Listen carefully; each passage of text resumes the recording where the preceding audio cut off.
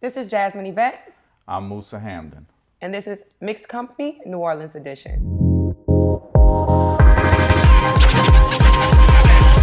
I always knew when I opened my mouth, power was on the other end. My name is Jasmine Yvette, originally born and raised in New Orleans, but my story is so similar to many of my neighbors, but not to the majority of the world. After losing my boyfriend to gun violence in front of me 11 years ago, my purpose became bigger than me. Living out my life motto, when I started to tell my story, I started to heal. But when I started to listen to other people's stories, I found my purpose. Mixed Company is a series of stories from some of the most influential, creative, inspiring culture shifters like Super Scent, PJ Morton Jr., Tank, and Big Frida from the same streets, neighborhoods, cities, or states you are from. You will know and feel inspired to be the next best success story straight from your hometown. Conversations about healing, change, truth, and the blueprint to success in life. It hasn't always been pretty, and some are still in the mud in the midst of their journey. But one thing, no matter where you come from or who you are, joining my conversation will allow you to see you are never alone. This conversation doesn't stop when the interview ends. Continuing this conversation is the mantra. Welcome to Mixed Company. I'm sitting with MOUSA, owner of Jet Life, manager to many, but most will recognize him as currencies manager for over a decade, entrepreneur, lover of cars, a culture king, gym to New Orleans with a humble heart and spirit to match. You like that intro? That sounds good. Who wrote that? I wrote that. I'm happy you could sit down with me today. No problem. You Glad are I a could be. very, very prominent name in New Orleans. Being the GOAT of making things happen and really bringing forth the lane of entrepreneurship, did you ever work a normal job, or where did you get your entrepreneurship instinct from? Definitely, I guess, I don't know, it wasn't normal. My father started with a grocery store. Yeah. So he used to get us up early in the morning when I was like 10, 11 and bring us to the store to work. So I think that's where I get the drive from, definitely from my father. He's on it. He ain't gonna let you ease up. So he's hard on you. So I've been since then. So when I think when I got of age, I think 17, I decided to go out on my own and try and start doing my own thing. And he was supportive of it. I love it. I love it. So I did learn that your father owned a few stores, and he kind of created the system of the IOU, helping out local families get through the week. What do you remember about those times, or what do you think carries with you throughout those moments back then when you think about how your father, treated people and, handled his business? Yeah, I think, like I said, just growing up, like even when I went to school uptown, when we first started, when we first came to New Orleans, we was poor. Yeah. My father started a business. When I used to leave school, my mother didn't drive or anything like that, so I would just go to the store. Yeah. The stores in the project, so in the Calio. So I would go outside and hang with everybody out there and would enjoy it till it was time to leave. He wouldn't leave work till 10 at night. Wow. So when I did start working there, I just knew that everybody in the neighborhood loved him because he had been there so long. And I did notice that, he had a good heart. Mm-hmm. He gave to people. If they came in there and he knew them, they was good people. They ain't had no money. He was just take it. Pay me when you get it. Yeah, and he didn't keep necessarily a written memo of this one owes me that and this one. He remembered who he remembered, and most people honestly just came and, when they did get it, they paid. Yeah. So he was good with that. But he started back there in 1978. And do you think that carried with you throughout your life? What you've seen? Definitely, definitely. I mean, I'm my father's child. Yeah. I definitely, I could look and see that me and him do a lot alike. Yeah. Even the stuff that he does that may aggravate me, I'm like, I do that same shit. I aggravate people too. So your love for music runs deep to the point you were once in college to become a pharmacist. And you decided to trust your love for music. What made you trust your instinct and know that music was the route to go? Well, I started leaving high school. I went to Xavier for pre-farm. Yeah. My first year, like I said, I was 17. I met an artist by the name of Dion Norman who went by Devious D. He was signed to a label, C. Studios, who was Marshall Sehorn and Alan Toussaint's label. Wasn't happy in it at the time. We used to go by the studio and I just watched him record. I liked music. But he wasn't, like I say, he wasn't happy. So I was like, well, look, you know, I got a couple dollars saved up. You know, my father, if I asked him, probably would help me. You know, so I started a record label back then. So I was 17 and started a label called Worth the Wait Recordings. Interesting. So it was, we had Devious D, I had Fiend, who later went to No Limit. At the time, his name was Anti-Fiend. I had Jasades, who was Currency's brother, so who is now known as Mr. Marcello. But I think that's the relationship where me and Currency started, because Currency probably was 10, 11 at the time when his brother was like 17. Wow, I mean, that's so much history in its own that you just said. It's like, oh yeah, it's so much history. I go back. Right, you go back. So about your family, you are Muslim, and you took a non-traditional route as far as career.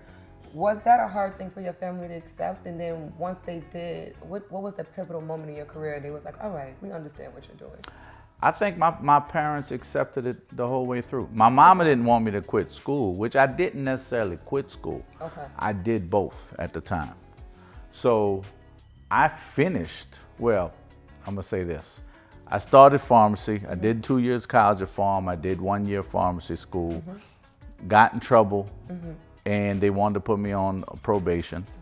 So I went to SUNO because I wanted to follow with the criminal justice aspect, because my career goal ultimately was to do pharmaceutical law.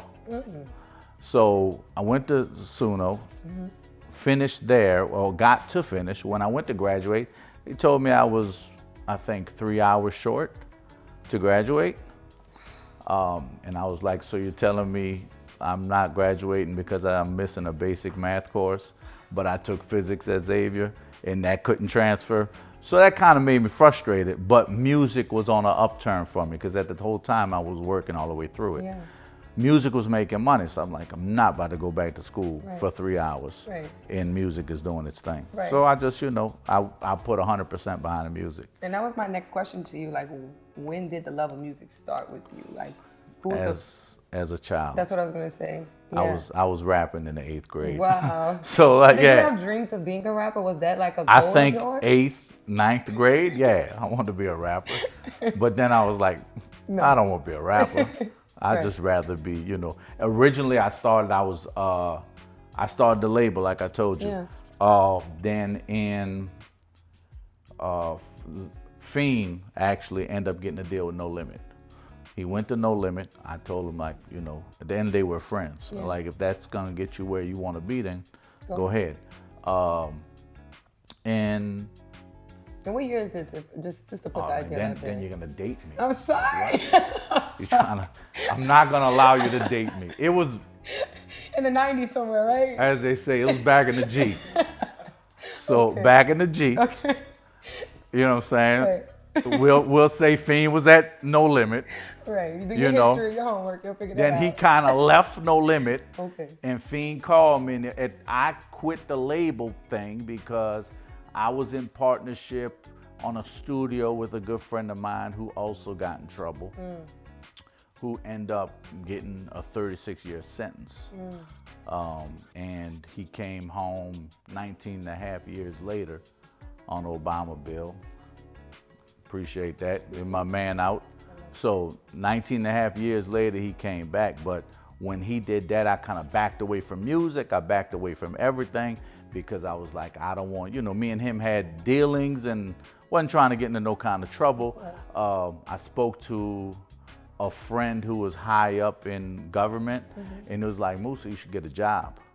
Like, first of all, because if they come at you, you need to have a job. So I got a job at a car dealership. Wow. So that's how you got into the car business? I was like, yeah, that was how I got in the car business. I was like, look, I was in the paper looking for a job, right? only job I see that they're like, make $100,000 a year. I'm like, let's go. I'm in there. So I go, but it was a good thing. I'll be honest with you. You learn a lot.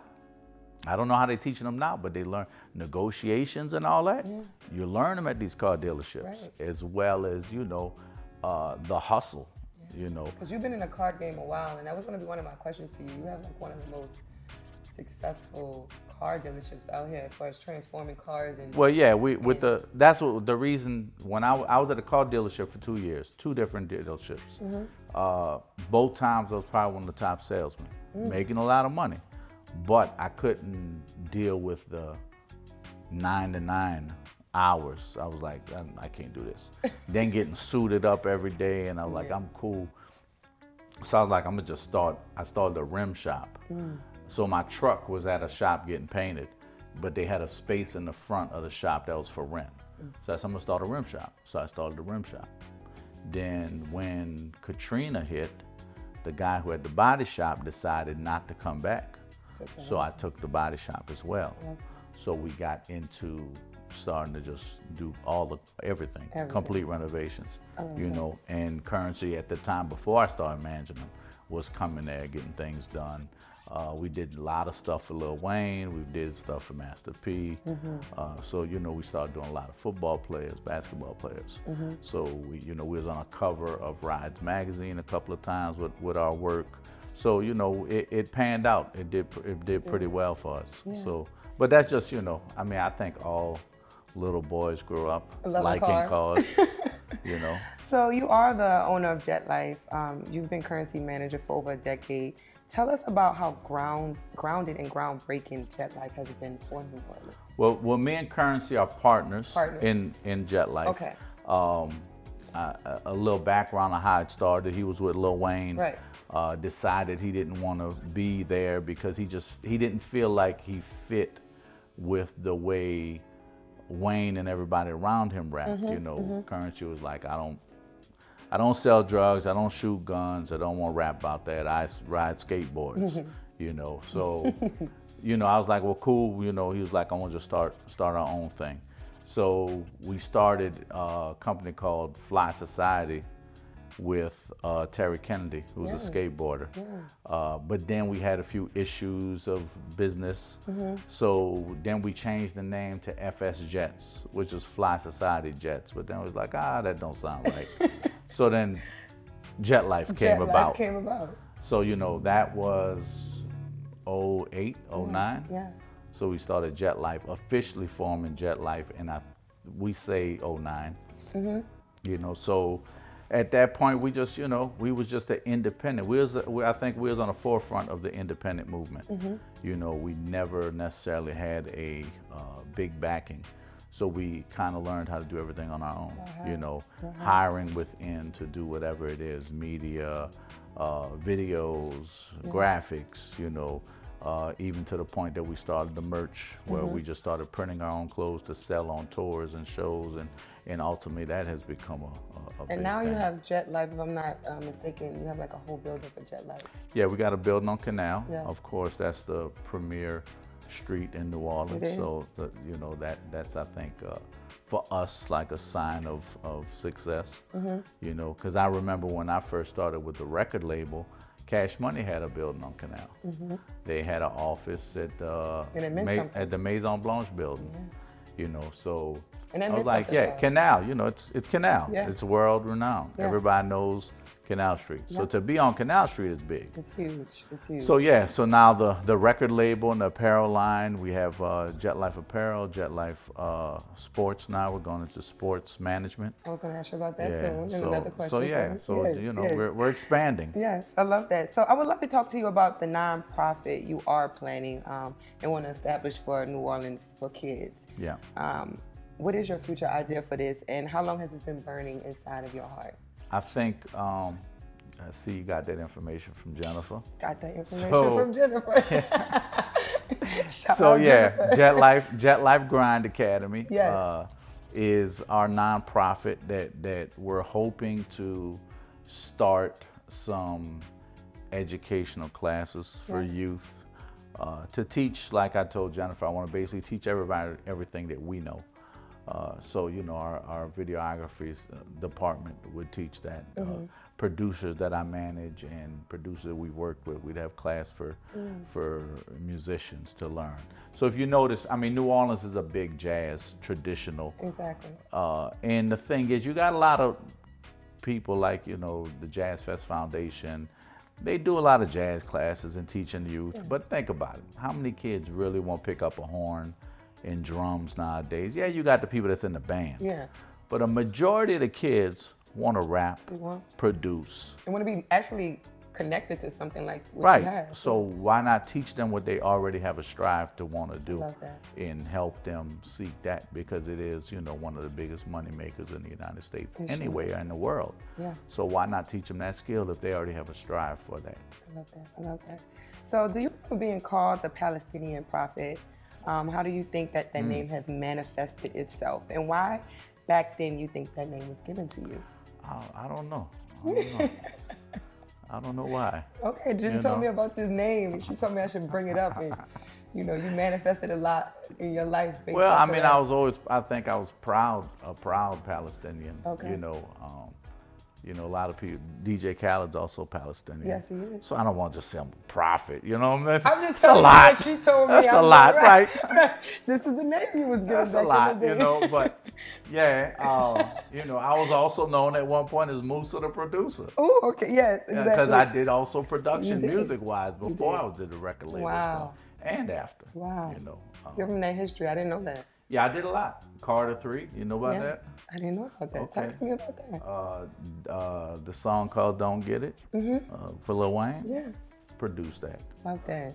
You know, we was History. Grammy nominated for You that. sure were. I'm just not a person that really comes out and like, oh, I did this, I did that. I'm not, you know what I'm But saying? you know, for me, I think that the reason, honestly, I brought you in is because there's so many kids that need to hear and see that there's people like you here in New Orleans that's developing and building and branding things, and you're a Black man doing it. So I really thought that was important for me to bring you in and talk to you. Definitely. You know, and I like, you know, I feel like I'm good in New Orleans and I'm good all over because I don't necessarily run around boasting this, that, and the other.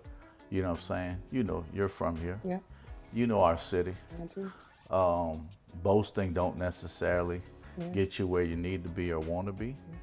You know, so you kind of got to keep it cool, you know. And then if you think about it, most people in America that are the elite rich people are not running around here. They're not fucking and going crazy. Nah. My brother first out of college worked for Microsoft, and he worked there for 20 years, I think.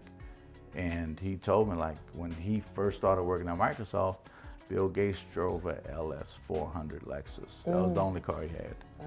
And he drove it back and forth to work every day.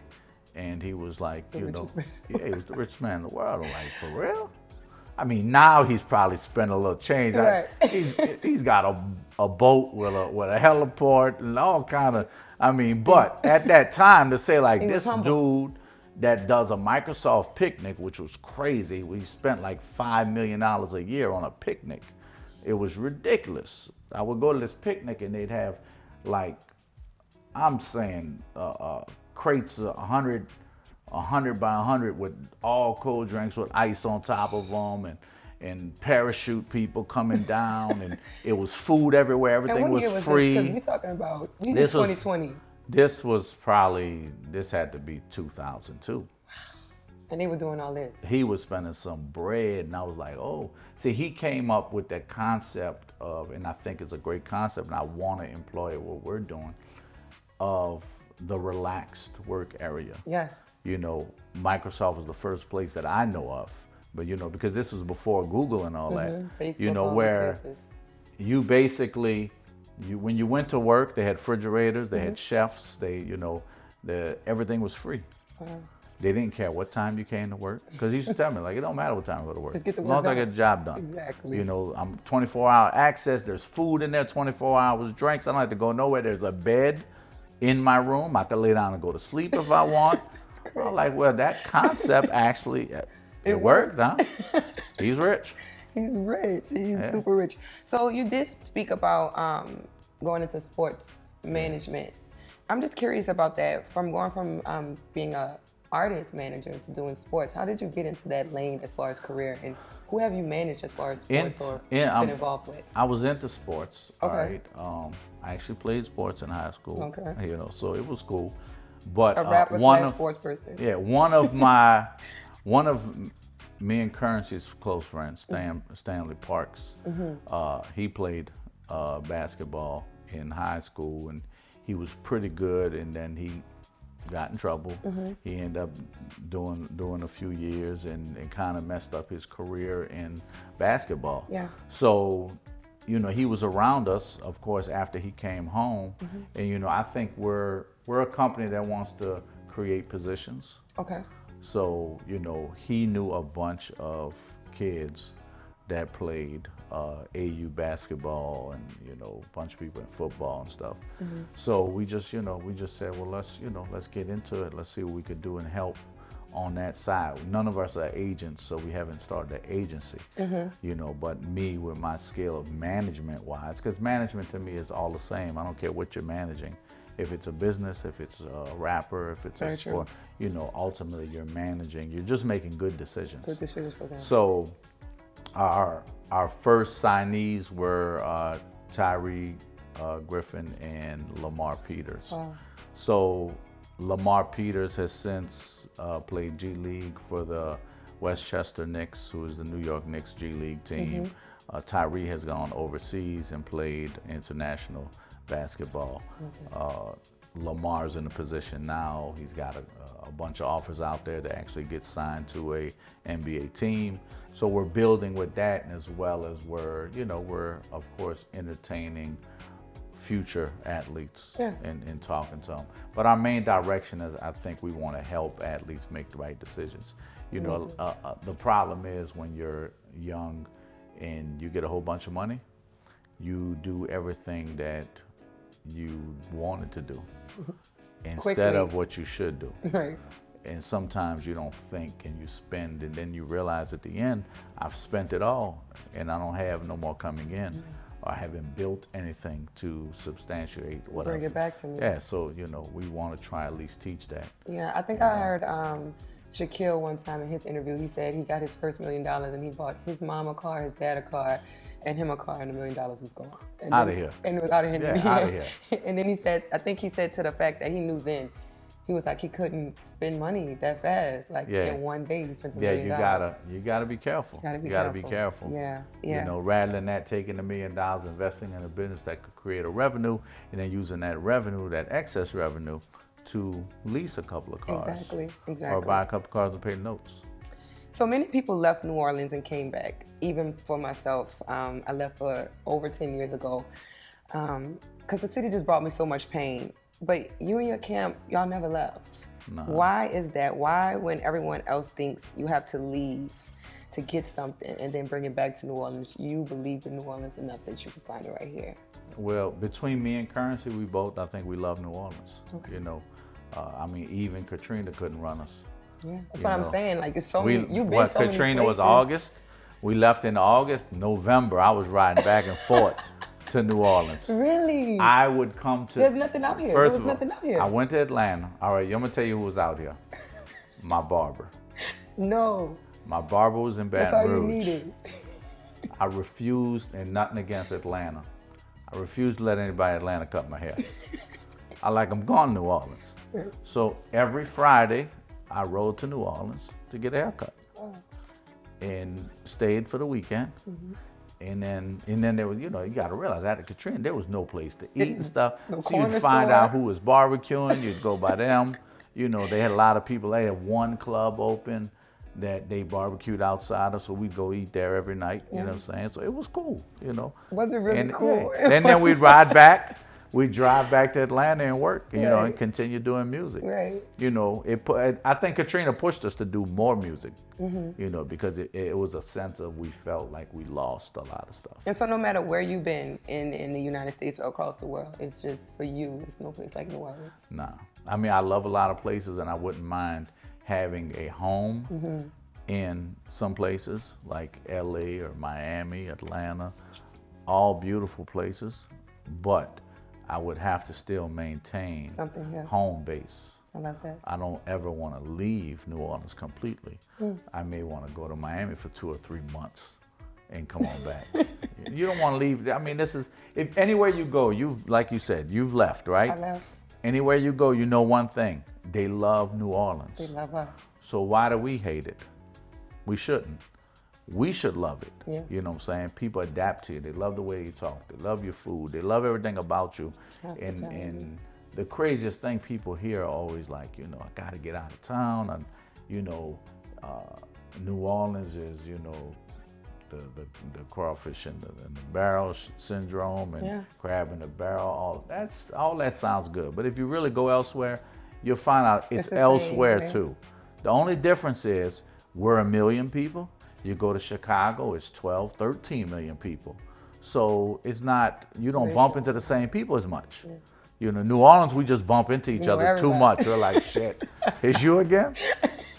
You know, and that's so funny because, like I said to you prior, I think New Orleans had kind of brought me so much pain, but it wasn't New Orleans, it was my environments I was placing myself in.